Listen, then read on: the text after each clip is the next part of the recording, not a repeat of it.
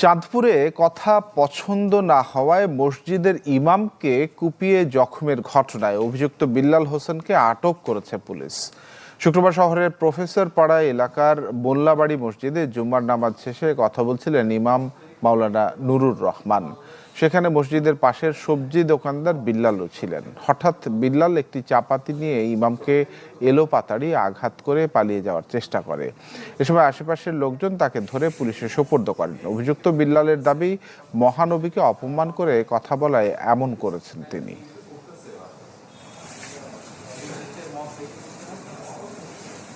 এক উগ্রবাদী কোনো কারণ ছাড়াই বিনা দোষে বিনা গাইডে নিরীহ একজন আলেমকে এমন ভাবে হামলা করেছে, মনে হয় ওনার তার ইচ্ছা ছিল হত্যা করে ফেলা। আব্বা এখন গুরুতর আহত।